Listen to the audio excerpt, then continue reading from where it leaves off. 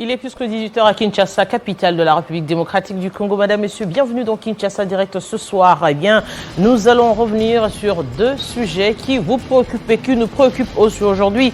Nous allons parler du christianisme, du civisme et du développement. Eh bien, quelle est la part de l'Église, de la famille, mais aussi de l'État congolais? On en parle ce soir avec le docteur Jean-Claude Toumbakabelou, qui est aussi évêque. Eh bien, nous allons essayer de décortiquer la part justement de responsabilité qui incombe à nous, mais aussi à l'État congolais pour justement revenir sur le droit chemin. Nous allons aussi parler de l'administration publique, la fonction publique qui a dépêché dans le cadre de la réforme de l'administration publique avec la structure standard.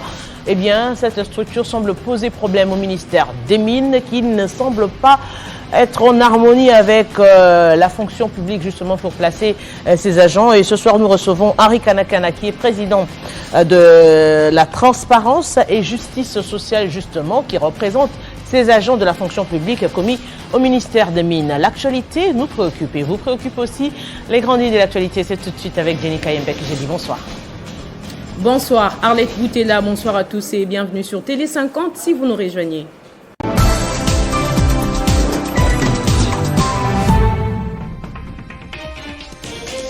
Au nord Kivu, les affrontements entre les forces armées de la République démocratique du Congo et la rébellion du M23 dans les collines de Tchanzu et Ronyoni, dans les territoires de Rutshuru, se poursuivent. Ce mardi, le M23 a attaqué un hélicoptère de la MONUSCO, selon les FARDC. La République démocratique du Congo est officiellement admise comme 7e membre de la communauté des États de l'Afrique de l'Est. Son admission a été actée au cours du 19e sommet extraordinaire de chefs d'État de cette communauté sous-régionale. Ouverture ce mardi des travaux de l'atelier d'adoption et des validations de la stratégie nationale du programme DDRCS. Ces travaux qui viennent accompagner et appuyer la politique du gouvernement en matière de stabilisation, sécurité et des relances économiques à l'est de la République démocratique du Congo ont été lancés par le chef du gouvernement congolais. Lutte contre les violences sexuelles en milieu scolaire en République démocratique du Congo.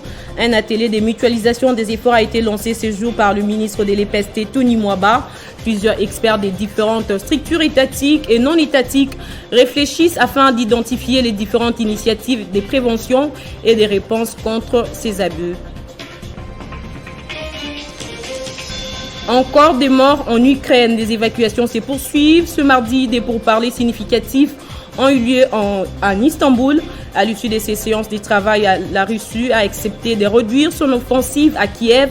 Entre-temps, l'Ukraine affirme qu'une frappe a touché l'administration de Mykolaiv et a causé plusieurs morts. Merci à tous de votre fidélité à Télé 50. Retrouvez Gloria Mbouya à la grande édition de ce soir. Entre-temps, Kinshasa Direct se poursuit avec Arlette Boutella et bonne chance aux léopards de la RDC. Téléchargez les infos Télé 50 sur www.tele50.cd. Bonne chance aux léopards de la RDC qui d'ailleurs vont disputer cette rencontre pour la qualification au Qatar 2022. On rappelle le dernier match à opposer ici à Kinshasa, la capitale, la RDC au Maroc. Rencontre qui s'est soldée sur le score d'un but partout. Et pour la RDC, pour se qualifier, il faudrait au moins un 2-0, 1-0 ou encore 2 buts partout. Voilà, donc c'est ce que nous attendons déjà ce soir. Et sans plus tarder, nous recevons notre tout premier invité.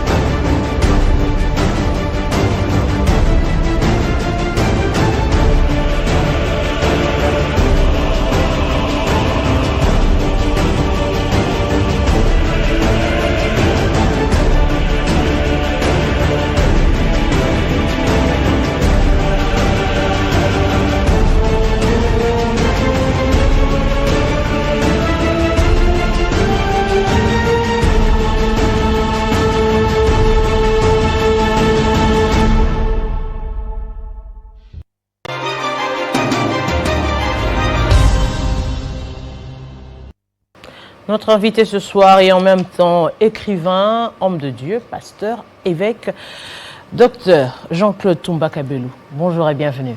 Bonjour Madame Marlette. C'est un réel plaisir de vous recevoir sur ce plateau. Carrément, merci Madame. Alors si on devrait justement parler de vos livres, parce que vous écrivez également, Exact. On apprend que vous avez au moins 33 livres, dont 5 qui ont été déjà publiés.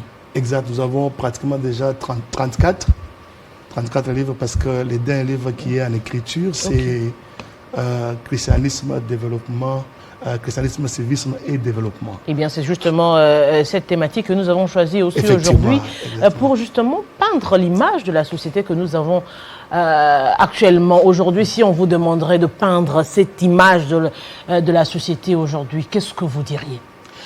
Oui, effectivement, c'est ça même la raison pour laquelle nous sommes là. Nous avons constaté que notre société, les gens rejettent les responsabilités. Les gens pensent que c'est quelqu'un d'autre qui peut amener le développement du pays. En fait, il y a un sens d'irresponsabilité très avancé dans chaque personne. Alors ma mission à moi, quand je suis venu, c'est essayer de responsabiliser chacun de nous. Chacun de nous a ce qui les concerne. Lorsque Dieu a créé l'homme, Dieu l'a placé sur la terre. Les cieux sont les cieux de l'Éternel, il a donné la terre au Fils de l'homme. Alors c'est à l'homme de diriger la terre. Alors maintenant, Dieu lui-même a dit qu'il n'était pas bon que l'homme soit seul. En fait, Dieu tenait à ce que l'homme vive en communauté. L'homme soit seul, c'est un rapport avec la femme ou Non, les concepts, ce n'est pas, il n'est pas bon que l'homme soit seul avec la femme. Non, c'est l'homme soit seul. En fait, Dieu tenait à ce que l'homme vive en communauté, en société. Parce que l'homme, Dieu lui a demandé de nommer chaque animal. Il ne trouvera pas d'aide semblable à lui. Il ne trouvera pas de vis-à-vis à lui, d'opposants. Il y a même d'autres versions qui disent d'opposants. Alors Dieu dit qu'il n'est pas bon que l'homme soit seul. Alors Dieu tient à ce que l'homme vive en communauté. C'est comme ça que Dieu a placé l'homme dans la communauté. Dans la première dispensation qu'on appelle la dispensation d'innocence, l'homme était innocent, il ne connaissait pas le bien et le mal. Mais lorsque l'homme a péché, la Bible dit qu'il y a la deuxième dispensation, on appelle la dispensation de la conscience. L'homme connaissait maintenant le bien et le mal. Malgré que l'homme connaissait le bien et le mal, son cœur était toujours tourné vers le mal. Et c'est comme ça que Dieu institua avec les déluges, il institua la troisième dispensation qu'on appelle le gouvernement humain. Maintenant, il faut qu'il y ait quelqu'un qui puisse régler la société. Mais vous parlez aujourd'hui de quelqu'un qui puisse régler la société. On le dit aujourd'hui, nous sommes dans un village planétaire. Aujourd'hui, on ne sait pas placer des limites. Aussi, hier, par exemple, on n'avait pas suffisamment de télé. On pouvait consommer ce qu'on nous donnait. Aujourd'hui, nous avons et la télé, et l'Internet, et les téléphones. Chacun s'adapte par rapport à un monde qu'il trouve meilleur. C'est-à-dire, vous trouvez par exemple quelqu'un qui est ici à Kinshasa, mais qui préfère vivre par exemple à la manière d'Européens ou encore à la manière des Français ou encore des Américains, suivant par exemple les tendances, la façon de parler, la façon de se comporter, et même de vivre en communauté par rapport à ce que la personne juge mieux pour elle. Aujourd'hui, comment, quand vous parlez, par exemple, du gouvernement, comment placer les limites? Exact. Je voudrais revenir rapidement, parce que quand je parle du gouvernement, il y a 3 gouvernements dans la société. Il y a le gouvernement familial, qui est composé de papa, maman et les enfants. Il y a le gouvernement de l'église, et il y a le gouvernement étatique. Alors, chaque gouvernement a sa responsabilité. En fait, mon objectif est double. Le premièrement, c'est d'amener chaque personne à comprendre qu'il a un rôle à jouer. Il ne faut pas attendre que quelqu'un d'autre fasse pour vous. Vous avez les rôles. Mais deuxième but, c'est éveiller la conscience de chaque gouvernement sociétal. Nous avons le gouvernement de la famille qui est composé de papa et maman. Donc c'est le premier gouvernement qui est censé élever les enfants. Vous savez, même dans Deutéronome chapitre 6, Dieu demande à Israël d'inculquer aux enfants la loi de l'Éternel. Inculquer, c'est faire entrer dans l'esprit en répétant. C'est-à-dire qu'il faut inculquer. Parce que nous tous ici, nous sommes les produits d'une famille. Et dans la sociologie des relations internationales, on vous dira que les comportements belliqueux que, par exemple, les dirigeants ont sur le plan international, ce sont des comportements qui sont venus de leur famille. Donc s'il était voyou dans la famille, il va mener le même comportement au niveau de la société. Alors, ici, je veux réveiller la conscience de la famille. des parents d'engager leurs responsabilités, d'inculquer aux enfants des valeurs. C'est dans la famille, on apprend à l'enfant à ne pas injurier. On apprend à l'enfant à ne pas voler. Aujourd'hui, nous avons des enfants qui sont dans les écoles. Un enfant de 2 ans, 3 ans, 4 ans, il commence à voler. On s'est dit que ses parents ne lui ont pas inculqué. Alors, ce gouvernement a failli. Et moi, mon but, c'est d'amener ce gouvernement de la famille à engager sa responsabilité dans l'éducation des bases. Deuxièmement, il y a maintenant le gouvernement de l'Église. L'Église n'est pas une échappatoire, ou la nouvelle naissance n'est pas une échappatoire pour aller au ciel. Non. La nouvelle naissance est un repositionnement spirituel pour une vie d'impact dans la société. Nous ne devons pas seulement prêcher à l'Église la bénédiction, aller au ciel. Le ciel est le ciel de l'Éternel. Est-ce que les églises actuellement prêchent aller au ciel? On prêche la prospérité. La prospérité. On prêche comment dirais-je, la prophétie. La prophétie. Mais effectivement, ce n'est pas moins évangile. Mais c'est que moi je voudrais dire, c'est quoi? C'est qu'au-delà de tout ça, nous sommes des éducateurs des masses. Nous avons ce qu'on appelle le renouvellement de l'intelligence. Parce que mon but est de parler sur les changements de mentalité et le renouvellement de l'intelligence. Parce qu'au niveau de la société, on parle de changement de mentalité. C'est un concept sociétal pour inculquer des valeurs, une nouvelle façon de vivre. Ne pas jeter des saletés en cours de route. Mais déjà que vous voyez que cette influence, ça ne s'entrechève pas. Par exemple, je dirais, pour qu'un parent arrive à inculquer certaines choses aux enfants, ça veut dire que le parent évolue, par exemple, dans une communauté, dans un gouvernement d'église X ou Y, où il y a, par exemple, X ou Y comportement. Ouais. Et c'est ce que le parent apprend, qu'il ramène chez lui à la maison. Est-ce qu'il y a une éducation particulière au-delà qui ne toucherait pas l'Église, c'est-à-dire des attitudes en tant que parent à la maison qui ne concerneraient pas l'Église, par exemple, aujourd'hui? Effectivement. En fait, moi, je vis en tant qu'homme d'Église. Mais j'ai aussi mon apport dans la société. Mon apport dans la société, c'est que nous avons une société homogène. Dans une société, il n'y a pas que des chrétiens. Il y a aussi des autres qui sont d'autres. Il y a des athées, il y a des satanistes. Il y a maintenant, c'est pourquoi je voulais parler du troisième gouvernement qui est étatique, qui a aussi un rôle très important. Ça veut dire qu'avec la rigueur de la loi, l'application de la rigueur de la loi, parce que c'est au niveau de l'Église, nous n'avons pas toute la couche de la population. Mais l'État aussi a la responsabilité de réguler le fonctionnement dans la société, de faire en sorte que là où il y a, par exemple, clameur, que ce soit dans la famille, dès qu'il y a des problèmes dans la famille, on peut les gérer. Mais dès qu'il y a clameur, l'État doit se saisir. Dans l'Église, lorsque il y a des problèmes, on peut les gérer. Mais quand il y a clameur publique, l'État doit se saisir. L'État devient comme les régulateurs de la marche dans la société. C'est pourquoi dans Romains 13, la Bible dit que le magistrat est mon serviteur pour ton bien. Il doit réguler la vie dans la société. Et vous constaterez que quand Dieu a voulu qu'on puisse réguler, c'est parce que l'homme devait vivre en communauté. Je vais vous donner une illustration, maman Arlette. Nous avons le système aujourd'hui, quand vous roulez en cours de route, les gens prennent deuxième bande. Oui. Ça signifie quoi? Ça signifie que cette personne-là n'a pas encore compris que nous sommes en train de vivre en société. Là où il y a ma liberté s'arrête, il y a la liberté aussi de l'autre qui commence. Mais il n'y a que l'État à ce niveau. Au niveau de la famille, on peut éduquer. Si l'enfant rate cette éducation, au niveau de l'Église, on peut enseigner. S'il rate, mais l'État a des mesures coercitives.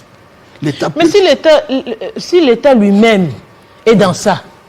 Mais effectivement, nous devons parler. C'est pourquoi on doit parler. On dit il faut inculquer. C'est-à-dire que nous devons répéter, jusqu'à ce que cette vérité soit incrustée dans la tête des gens. Je vais vous donner une illustration, maman, parce que ce sont des choses qui nous font mal. Je vous donne une illustration. Vous avez un parent qui a un enfant qui a 3 ans, qui habite à supposer Mboudi. Cet enfant commence maternelle. L'enfant commence le cours à 8 heures. Oui. Et les parents doivent quitter Mboudi avec un enfant. Ils doivent se réveiller à 4 heures. Oui. Pour sortir à 5 heures. Avec les gens qui prennent deuxième bande. Vous savez, lorsque l'État n'applique pas la loi dans sa rigueur, l'État devient participant volontaire à la destruction de la société. Parce que, je vais vous donner les effets négatifs de cela. Vous réveillez les enfants à 4 ans. D'ailleurs, sur le plan psychologique, ce n'est plus bon. Vous arrivez parce qu'il y a l'embouteillage. Pourquoi il y a l'embouteillage? Parce qu'il y a des gens qui prennent deuxième bande. Oui. Deuxième bande, les gens qui font des fausses manœuvres. Et deuxième conséquence, ça met les gens sous tension. La nervosité. La nervosité, la méchanceté, la courtoisie s'arrête. Et les gens arrivent avec l'enfant, un parent arrive avec l'enfant à 8 heures. L'enfant se réveille à 4 heures. La capacité intellectuelle de l'enfant diminue. Le papa est parti au travail énervé. Ça a une implication sur la productivité, sur les travailleurs. On crie sur les travailleurs. Tout ça, pourquoi? Parce qu'il y a une autorité qui n'a pas régulé, qui n'a pas été capable de réguler. En fait, il n'a pas été, comme l'expression c'est quoi? Décisive. C'est-à-dire qu'il faut punir sévèrement. Parce que quand quelqu'un prend la deuxième bande, ça signifie quoi? Il refuse de vivre en société avec les autres. Il veut que ça soit lui. Or, l'État a été institué pour réguler ça. Il doit punir sérieusement pour que la personne ne répète plus ça. Ou sinon on détruit la société. Mais si on doit, certes, l'État aujourd'hui, il y a des textes, il y a des lois justement pour punir. Mais si on doit revenir par exemple dans les cas des églises où tout se résume par Dieu est amour, Dieu est pardon, il faudrait pardonner. On sent qu'à présent, c'est comme s'il n'y a pas de limite. On pardonne tout. À un moment donné, il y a des choses même qui se passent dans l'Église qui touchent profondément les mœurs aujourd'hui, qui dérangent les mœurs aujourd'hui. Alors que les gens ont pris recours un tout petit peu pour l'Église. On se dit peut-être que si l'enfant n'a pas réussi à l'éducation, à la maison, à l'école, peut-être que l'Église va essayer de rattraper la chose. Mais on sent que de plus en plus, ces limites, il y en a même plus au niveau des églises. Bon, moi je crois sincèrement, Maman Arrête, que l'État a toutes les lois sous ses tables. Mais pour réguler même les églises. La loi, l'esprit n'est pas contre la loi. D'ailleurs, la loi a été donnée à Israël pour exiger l'amour. Quand vous regardez les 10 commandements, les 5 premiers commandements, c'est de l'homme envers Dieu. Et les 5 derniers commandements, c'est de l'homme envers le prochain. Et la loi exige l'amour. Tu aimeras ton prochain. Tu ne voleras pas. Mais la chose la plus importante, c'est quoi? Aujourd'hui, quand nous sommes en Christ, nous sommes une nouvelle créature. Nous naissons de nouveau. Ça veut dire qu'on ne peut plus nous exiger l'amour. L'amour est déjà partie intégrante de notre vie. Romains 5,5. L'amour de Dieu est répandu dans nos cœurs par l'Esprit. Donc, si on doit trouver l'amour, l'amour veut seulement dire ceci. Je ne peux pas te faire du mal. Je ne peux pas te voler. Je ne peux pas prendre ce qui est à autrui. Mais lorsque on pêche contre cette loi, même Dieu lui-même a instauré les jugements. Les jugements derniers existent. Alors, si les jugements existent, Dieu lui-même a dit que le magistrat est mon serviteur pour ton bien. C'est pourquoi il a l'épée dans sa main. L'épée, ce n'est pas pour cajoler. L'épée, c'est pour faire mal. Quand il y a des gens mauvais dans la société, l'État doit appliquer la loi. C'est pourquoi j'insiste. L'application de la loi dans sa rigueur, si on ne l'applique pas, on devient participant de la destruction de la société. Mais si je prendrais l'exemple. Si aujourd'hui, les choses se passent au niveau de l'Église et personne ne va vers l'État, l'État ne va pas venir parce l'État peut voir, mais quand l'État, par exemple, dit pas, quand personne ne porte plainte, quand personne ne se plaint, je ne réagis pas, l'État ne réagit pas non plus aujourd'hui. Non, mais quand il y a clameur publique, l'État doit se saisir. C'est pourquoi j'ai dit, quand un dossier, c'est comme vous êtes dans votre foyer, vous avez des conflits avec votre mari, vous pouvez trouver les solutions. L'État ne viendra pas. Mais lorsqu'il y a déjà dérapage, il y a coup, et ça touche l'État, l'État n'a pas besoin qu'on l'invite. L'État doit les protéger. Son travail, c'est de réguler pour que les gens vivent bien dans la société. On ne demande pas à l'État de nous donner l'impiodi, de nous donner foufou. Que l'État nous régule la société pour que nous puissions maintenant amener l'impiodi, des foufous, pour que c'est ça le travail de l'État, de nous permettre de bien fonctionner, de bien aller au travail, dans un moral bien posé. C'est tout ce qu'on demande à l'État. L'impiodi, les autres, là, nous allons travailler. Mais je prendrai un exemple aujourd'hui. Vous parlez de la clameur publique. La clameur publique en a marre aujourd'hui des églises. Un tout petit peu, on se dit finalement, on préfère rester à la maison que aller à l'église, parce qu'apparemment, aujourd'hui, certains disent que non, c'est les diables qui combattent l'église, mais on sent que, bon, on peut dire entre guillemets, c'est les diables qui combattent l'église, mais apparemment, c'est comme si ces hommes de Dieu aiment justement, c'est Satan qui vient le combattre à chaque fois. Il se laisse faire à tout bout de champ finalement, on se dit, mais... Où allons-nous? Où allons-nous? Qu'importe. Notre constitution a déjà déterminé toutes les lois, même concernant les églises. Il y a des lois qui régulent. Lorsqu'il y a clameur publique, l'État doit se saisir. Est-ce qu'il n'est pas temps pour revoir les lois de création des églises aujourd'hui? Parce que tout le monde est devenu pasteur, on quitte de chanteur à pasteur, on revient, la loi ça devient existe. De la cacophonie. La loi qui régule les églises existe. C'est juste l'appliquer dans sa rigueur, sans la méchanceté. Je ne parle pas de méchanceté, mais de réguler dans l'amour, appliquer avec rigueur. Je reprends encore. Lorsque l'autorité n'applique pas la loi dans sa rigueur, il devient participant volontaire à la destruction de la société. C'est pourquoi il est le magistrat, il a l'épée. Lorsqu'il y a clameur publique, l'État va se saisir des dossiers. Il va dire, il va mettre l'ordre. Son travail, c'est de faire tout pour que nous puissions vivre en paix, en harmonie. Alors, s'il y a des frotteurs, des troubles, l'État doit se saisir.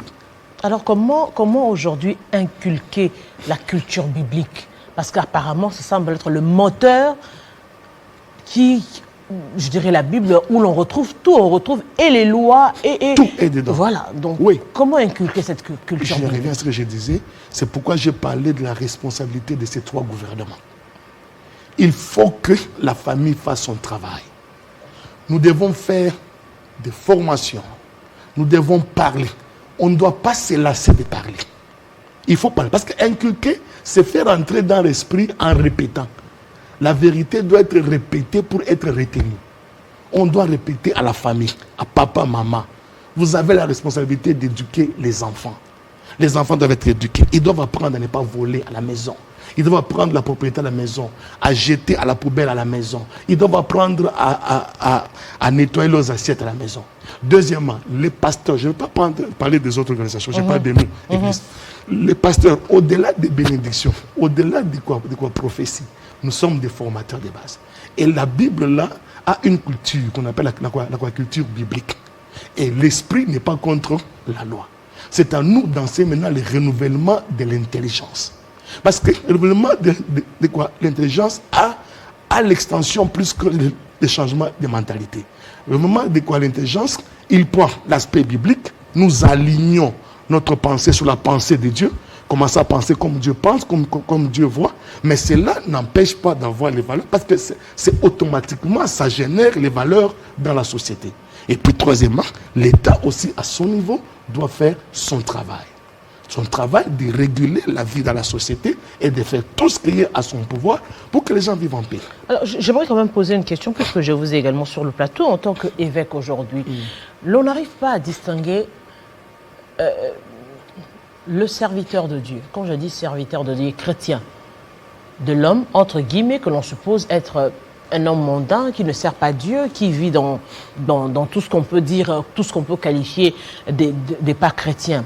Aujourd'hui, la différence ne se fait pratiquement pas dans tout. Que ce soit les enfants de Dieu, que ce soit qu'on estime qui ne sont pas enfants de Dieu, sont par exemple dans l'extravagance. Aujourd'hui, tout le monde veut paraître, le tape à l'œil. Et apparemment, c'est cette culture qu'on veut nous inculquer, qu'on veut faire montrer pour dire que oui, moi, Nanzambe, et puis il faut vivre, va sentir qu'il y a moi, Nanzambe, parce que tout vient de Dieu, tout est à Dieu. Comment l'enfant de Dieu ne peut pas rouler avec une très belle voiture, ne peut pas très bien s'habiller en griffe. Et on ne sait plus distinguer ce qui est essentiel et ce qui est accessoire. Et aujourd'hui, avec l'avènement des réseaux sociaux, cela s'amplifie et ce qui crée aussi un réel problème dans le gouvernement famille. Parce que on peut apprendre la simplicité, on peut apprendre ce qui est nécessaire aux enfants, par exemple. Même dans le couple, l'on sent qu'avec l'avènement, par exemple, des réseaux sociaux, de tout ce qu'il y a, aujourd'hui, même les mariages sont célébrés avec avec pompe, avec trop d'extravagance et comment arriver à réguler cela, à remettre ça dans l'ordre? Parce que c'est vrai, Dieu aussi aime l'ordre. Dieu n'aime pas l'extravagance. C'est pourquoi, d'ailleurs, quand on parle de la Bible, on dit, par exemple, tu ne peux pas mettre 2 boucles d'oreilles, tu ne peux pas mettre 2 chaînettes, tu ne peux pas mettre 2... Parce qu'on estime que c'est dans l'extravagance. Alors, comment revenir sur le bon chemin? Effectivement, je ne veux pas être dans la défensive. Ce que moi, je voudrais, c'est...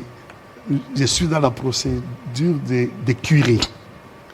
En fait, ça dit que mon objectif, c'est ce que je donne comme principe, ça a un effet, en fait, c'est à court, à moyen et à long terme. Ça dit, nous devons reprendre dès le début. Parce que même les pasteurs qui est à l'église viennent d'une famille. Et cette famille-là, quelle éducation il avait reçue? Nous devons commencer par enseigner l'éducation au niveau de la famille. La modestie, ça n'empêche pas, on ne peut pas refuser au quelqu'un de quoi s'habiller. On ne peut pas être attaché au bien matériel. Le problème, c'est quand le cœur est attaché à ça, ça devient mauvais. Mais on est dans la société, il faut s'habiller, il faut être présentable. Mais l'extravagance, même la Bible refuse ça. Ça veut dire que même au niveau de l'église, maintenant, on doit enseigner encore ça. Ne pas s'attacher au bien de ce monde, mais quoique, on doit vivre. C'est normal, on doit se déplacer, on doit vivre. Mais aussi, au niveau de la société, on doit aussi enseigner. Parce que les gens qui viennent, qui sont dans la société, ils viennent de la famille, d'autres viennent des églises. Mais s'ils sont déjà enseignés bien dans la famille, ils sont enseignés à l'église, même dans la société, ils vont bien se comporter. Et ça dit qu'il y a un problème de fondation qui doit être reposé. C'est pourquoi quand vous allez constater tous mes livres, jusqu'à aujourd'hui, ne portent que sur la réforme de l'Église. Il faut refonder. Il y a des faux enseignements qui ont été donnés. On doit maintenant renseigner certaines choses avec la compréhension de la parole de Dieu pour donner une nouvelle bonne fondation. Alors on va terminer avec vous. Christianisme, civisme et développement, c'est à quand la publication? Nous travaillons pour que ça soit fait vraiment au courant de cette année. On vous tiendra informé. Mais on va multiplier beaucoup d'émissions et ce sera un plaisir. Ce sera un plaisir de partager ce plateau avec vous, docteur Jean-Claude Ntumba Kabelo. C'était un plaisir. Merci, Madame Arlette. Merci à vous. Merci. Aimables téléspectateurs, on va continuer cette fois-ci pour parler justement des réformes de l'administration publique avec un cas particulier, le ministère de Mines.